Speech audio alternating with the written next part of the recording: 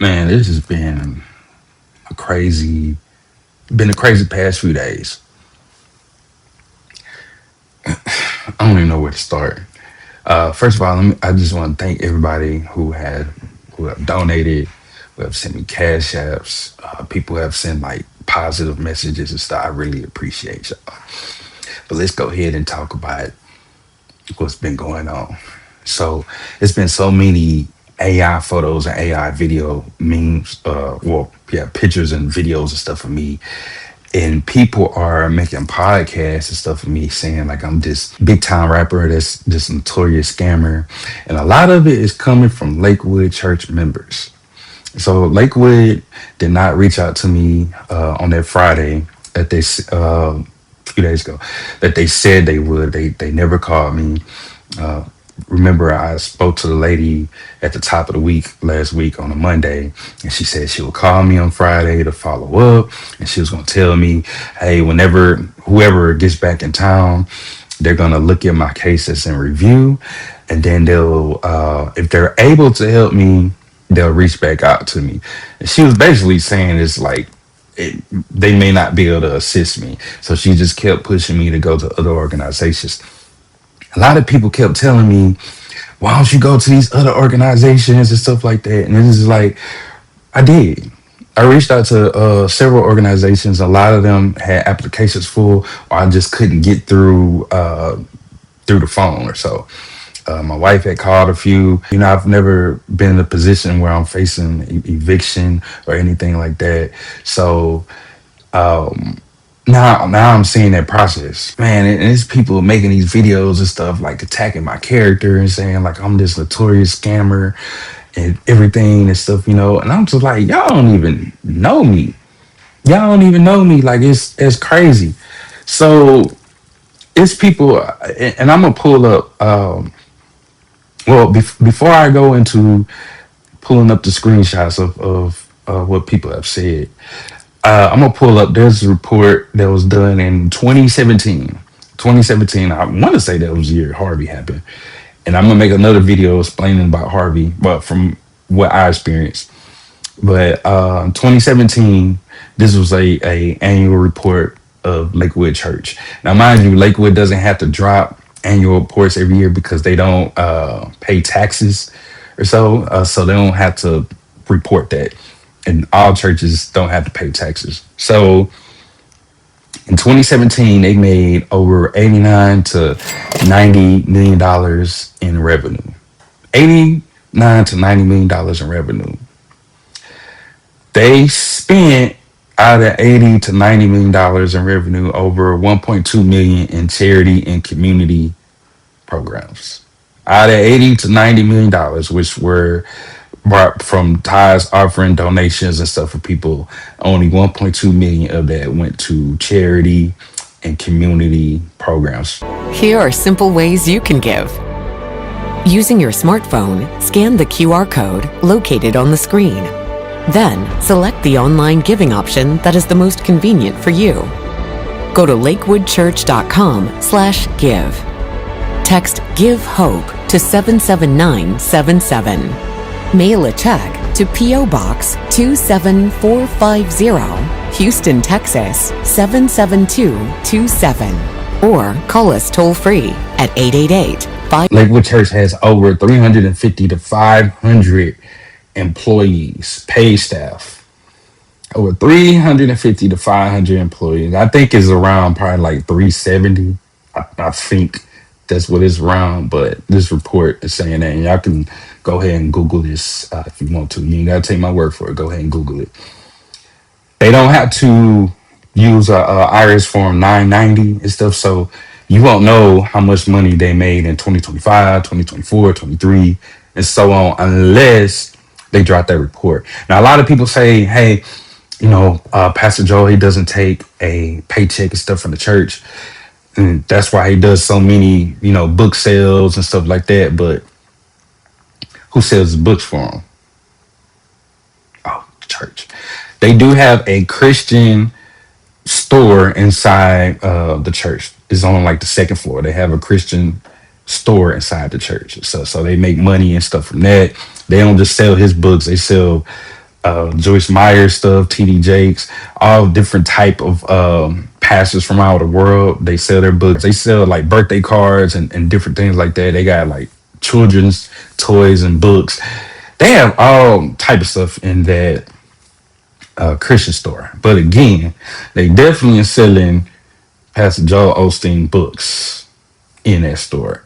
So to say that he doesn't take any money from the church, he doesn't necessarily take a salary from the church, but when it comes to that Christian store, so he does get revenue from those book sales. And so I'm saying all this and stuff because people just putting a foot on my neck about me asking Lakewood for assistance. Somebody said, wait, why didn't you go straight to your team lead?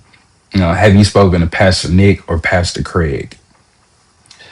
And here's the thing: if I did reach out to Pastor Nick or Pastor Craig, which I've probably spoken to both of them briefly throughout the years, they all they would have did was just redirect me to that department. That's all they would have done. They would have redirected me to that. I didn't never had any type of like relationship with them. I don't have their phone numbers or anything like that. So they would just saw me as a volunteer and redirected me. The whole point is, why was it so difficult for me to get in touch with somebody? And then why couldn't they just give me like a yes or no answer, or just connect me with the other organizations? Like, you reach out on my behalf, to assist me. Like, you take care of home first. You take on phone. And I'm not trying to say that like in a negative way. You got people from all over the world and stuff, reaching out and stuff. But if you got a member, especially like somebody that's been a volunteer before and they've never asked you for nothing, why you can't look out for them? And so then somebody said, that was my question. And somebody else from the media department commented, that's the issue. He's not actively volunteering and he hasn't been for plus 10 years. Oh, that's crazy. Because I did in my first video say that at the COVID hit, they kind of relieved us. They only had like a very small group, and I've been trying to get back for the longest. He's not in any of our databases. And I work in media. None of us know him. So how can you say that is the issue? He's not actively volunteering. He hasn't been for 10 plus years. But then in the next sentence say he's not in any of our databases. Okay. If I'm not in any of y'all databases, basically you saying I ain't never been there, volunteered or none of that. I wish I could find my old badge. Then on Friday, why on Friday did I receive this message? Somebody text me. Now, this person I haven't spoken to in years. I did see them. I want to say like a year ago. I was on a film set somewhere. Was it a year, 2 years ago? I seen him on a film set somewhere or so, and it was just like a high and by type of thing. And then I seen him last year around October or so during like service. It wasn't really. It was just like, oh, hey, what's up? He randomly texts me, I'm on set Saturday. Want to go to Lakewood, get yourself set and practice. Then around 3, when everyone leave, want to swing by my set and help me rap techno. And as you can see, then the next day, because I didn't respond, because I'm like, man, y'all are crazy. You ain't even like greet me or something. Like, hey, man, I'm just checking on you. Is there anything I can help you with or anything? It's just straight up, I'm on set Saturday. That, mind you, we haven't texted a call and stuff in years. And then that's the first thing I see. Then on Saturday, he send me that clip. Now, I was in marriage premarital classes and stuff last year. Then as you can see, your group premarital class 2025 has an event in about 24 hours. So they will always let you know, like, within a day. So like, say like it's on Sunday, on Saturday, they'll tell you like, hey, you got, this class coming up tomorrow or so. Like, we waiting on y'all and stuff. So I still get those emails. But I ain't in the database. I ain't never been to Lakewood.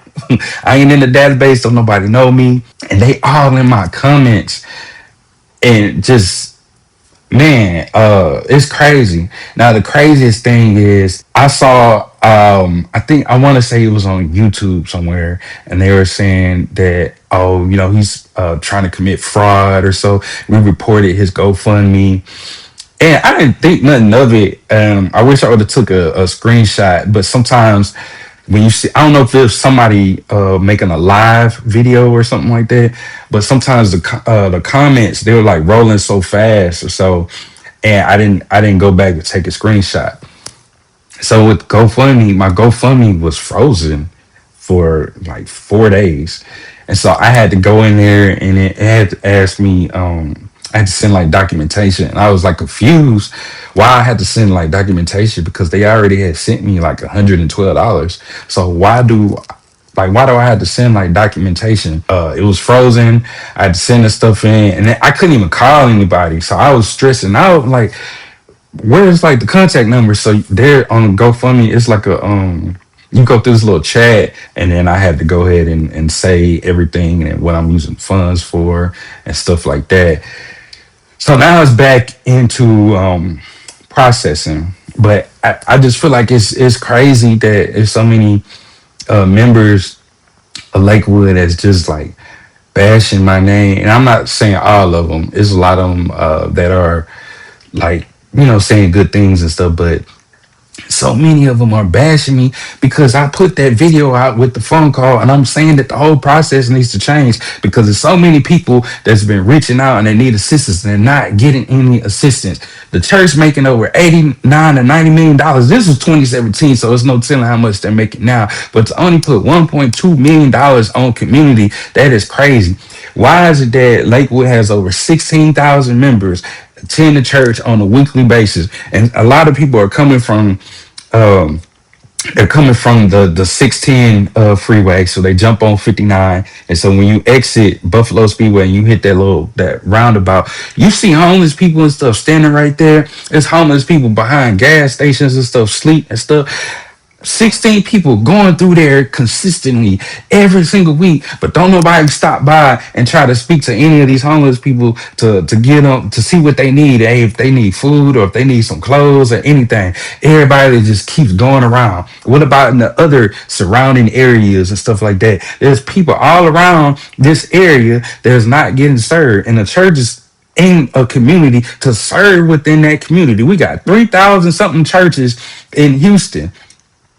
And I say out of them 3,000, maybe about 100 actually serving their community. And man, I have shout out to, I think it's called Wheeler Avenue Baptist Church. There was so many people telling me, hey, contact this church. It was a couple of Catholic churches as well. And if you look at, I don't agree with Jehovah Witnesses. I don't agree with Jehovah Witnesses or the people that wear, there's always some dudes on some bikes, and then they have like these white shirts and like these black slacks, but they going around knocking on doors and stuff like that. Now they're not necessarily giving people food or blankets or anything, but they're over there. They want to speak about. They want to tell you, about God and stuff, and they out here. They out here. They out here spreading the gospel. We got these pastors, and a lot of mega church pastors, they get so big to where they like these celebrity status and stuff that you can't go into the community no more. Or even if, I don't know if you ever did, but you can't go into the community.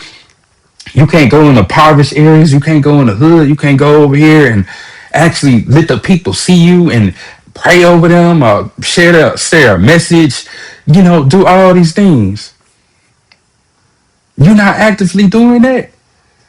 So you that big, you can't do that. We can't go. We can't bring, some people with us and hit these communities. With Lakewood, it's over like what 2,000 some volunteers or so. So Lakewood Church with 16,000 members a week, you can't take 1,000 of those members and hey, let's adopt a block or let's adopt the area and hey, 1,000 of us go in this area. Hey, we got some free food for everybody that wants to come through get something to eat. and we got some clothes for y'all. Like, just come over here. We trying to assist y'all. You know, we got these little tents over here. If y'all need help with some resumes and stuff, like, we got you. You need help filling out a job application, we got you. And that's all I was saying in the beginning. Like, man, the structure and stuff got to change. The structure and stuff got to change. And y'all over here attacking me and saying, "Oh, the church ain't got this," or "Oh, why you ain't save money? Why you ain't do this?" And I told y'all I had a situation. I had a job. I took medical leave in April. And I left the company in September. And saying, "Oh, why don't you do it?" DoorDash, Instacart. I don't know why y'all think that DoorDash is gonna pay all your bills. When DoorDash first came into Houston, you were able to do stuff like that, but they got greedy and then they got oversaturated. When they first came in, you can make like $7 to $8 an order. Then once you reach 100 orders, you can do catering, and catering starts at $15 an hour plus tips. Now you getting like $1 to $2, $3 orders, and then if you skip on them too many times because you're like, man, I gotta drive like 5 to 10 miles for $1 or $2. Nah, I ain't finna pick that up. So if you don't pick enough, then your acceptance rates drop. So you can't make a whole living and stuff with DoorDash. I've been doing like some resale. I'll get some furniture, fix it up, resell it. Um, it's I've been hustling every day. So for people to sit here and talk down on my name, like while I'm asking for a handout or anything, why are you not getting on the church head? I'm not saying to, and I ain't talking about bashing how any sermons or anything. I ain't even talking about that. I'm just saying the whole process of trying to get some assistance and they brushed me away. You see, y'all gonna attack me instead of that whole process. That's crazy. And the whole thing is Lakewood make over 90 million. Well, 2017 made 90 million, on the gate 1.2 million to the community. Now let's go. I'm gonna share my experience at Lakewood. They got two TV cameras. If you go walk in there and you see when you go walk in the sanctuary, you're gonna see these two large cameras. They look like those big NFL cameras. Two people always sitting there. $100,000 each for them two cameras. $100,000 each. They got the handheld cameras. Those range from about 30 to about $70,000. Handheld cameras. They are Sony. They got some Sony handheld cameras. They have at least about 12 or 13. It could be more. They got a lot of those stored. Not to mention all the lights and everything. The sound system. Oh yeah. When you get on the elevator. So you go inside Lakewood and you see them little elevators. Everybody just think, oh, 1, 2, 3, 4. You have a badge. So my badge that I had at the time, it only gave me access to certain places. I only had access to backstage, to where the sanctuary is backstage. So I can go backstage and I can see the whole globe, because the stage lifts up and down. So during the sermon, instead of the stage goes down, so you can't see the band, and then the globe goes up, and globe, it's like on this little it's on this little machine thing that lifts it up, and then it kind of slowly rotates. So I only had access back there, and that's when all of the choir, not the choir, the main people, that were singing and stuff, were from the choir, but that's when they have all the headpieces and everything like that. But when you go inside Lakewood and when you walk in, and you know where the staircase is, if you go to the left and you see them elevators, 1, 2, 3, 4, certain people got a certain badge that gets them to the fifth floor. What's on the fifth floor? What's on the fifth floor? There's a videotape library and a recording studio. A multi-million-dollar videotape library and recording studio. Now, this is where they do all the editing for the service, and then Pastor Joe would sometimes edit his own sermons. Sometimes he'll go and edit his own sermons, because initially he started in media before he started becoming a pastor. And that recording studio is where they record all of their albums. All their albums was recorded there. But y'all coming on my neck because I needed some rental assistance one time. Y'all got it.